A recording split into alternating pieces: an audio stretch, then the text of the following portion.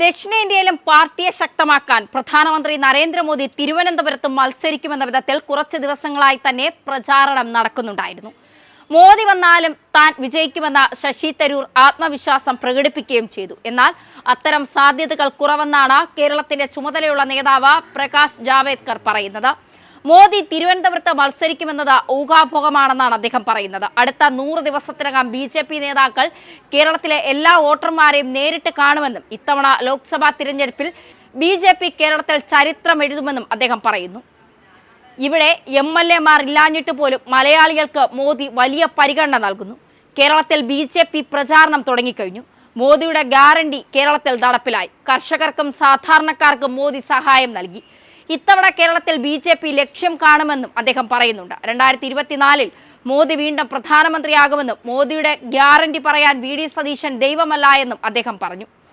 കേരളത്തിൽ മോദിയെ കൂടുതൽ പ്രചാരണത്തിനിറക്കി അത്ഭുതം സൃഷ്ടിക്കുക എന്നതാണ് BJP ലക്ഷ്യം വെക്കുന്നത്.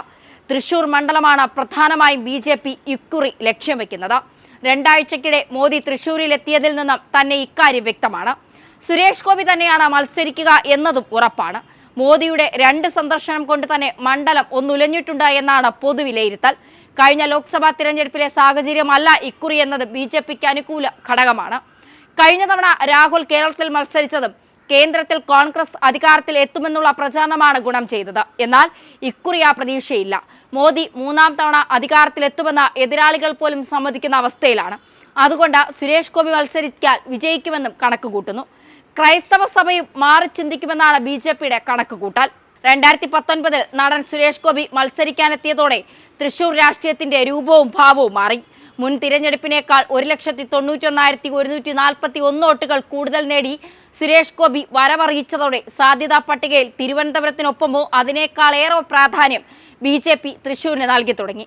സംഘടനാ സംവിധാനത്തെക്കാൾ സുരേഷ് ഗോപി എന്ന വ്യക്തിയിലാണ് BJP ഇത്തവണ പ്രതീക്ഷ വയ്ക്കുന്നത്. കേന്ദ്ര നേതൃത്വവും പിന്തുണ നൽകുന്നുണ്ട്. 2 ആഴ്ചക്കിടെ പ്രധാനമന്ത്രി ഒരു സ്ഥലത്ത് 2 വട്ടം എത്തുന്നത് പതിവുള്ളതല്ല. ജനുവരി 3-നും 17-നും തൃശൂരെത്തിയത് വഴി ദേശീയ നേതൃത്വം മണ്ഡലത്തിനും സുരേഷ് ഗോപിക്കും നൽകുന്ന പരിഗണനയാണ് പ്രധാനമന്ത്രി വ്യക്തമാക്കിയത്. BJP വിജയപ്രതീക്ഷ പുലർത്തുന്ന തിരുവനന്തപുരത്തും തൃശൂരിലും പൊതുവായ ഘടകമുള്ളത് ന്യൂനപക്ഷ വോട്ടാണ്. 2ഇടത്തും BJPയുടെ മുന്നേറ്റത്തെ തടയുന്ന പ്രധാന ഘടകവും ഇതുതന്നെ. തീരദേശത്തെ ക്രൈസ്തവ മുസ്ലിം വോട്ടുകളാണ് തലസ്ഥാനത്ത് BJPക്ക് പ്രധാന മാർഗതടസ്സമെങ്കിൽ തൃശൂരിൽ അത് ക്രൈസ്തവ വോട്ടുകളാണ്. 2 ജില്ലകളിലെയും ന്യൂനപക്ഷ വോട്ടുകൾ കൂടുതലും ലഭിക്കുന്നത് UDF-നും.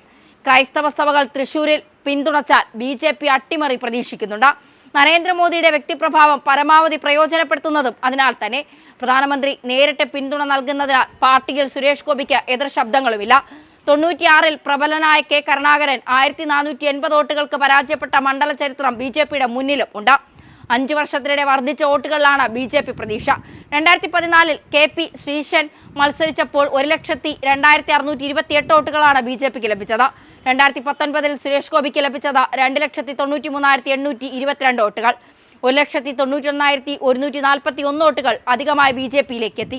അത്തവണ തന്നെ ജേതാവായ കോൺഗ്രസിലെ TN പ്രതാപൻ 93,633 വോട്ടുകൾക്കാണ് CPIയിലെ രാജാജി മാത്യു തോമസിനെ പരാജയപ്പെടുത്തത്. രാജാജി 3,21,456 വോട്ടുകൾ നേടി. TN പ്രതാപനും സുരേഷ് ഗോപിയുമായുള്ള വോട്ട് വ്യത്യാസം 1,21,267. ശബരിമലയിലെ യുവതീ പ്രവേശനവുമായി ബന്ധപ്പെട്ട ഹൈന്ദവ വോട്ടുകൾ കഴിഞ്ഞ തെരഞ്ഞെടുപ്പിൽ BJPക്ക് അനുകൂലമായി ലഭിച്ചു. നടനെന്ന നിലയിൽ സുരേഷ് ഗോപിക്ക് വ്യക്തിപരമായി പിന്തുണ ലഭിച്ചിട്ടുണ്ട്. ഹൈന്ദവ വോട്ടുകൾ കൂടുതലായി നേടുന്നതിനൊപ്പം ക്രൈസ്തവ വോട്ടുകളിലെ ഒരു ഭാഗം കൂടി അടർത്തിയെടുക്കാൻ കഴിഞ്ഞാൽ വിജയിക്കുമെന്നാണ് BJP കണക്കുകൂട്ടുന്നത്.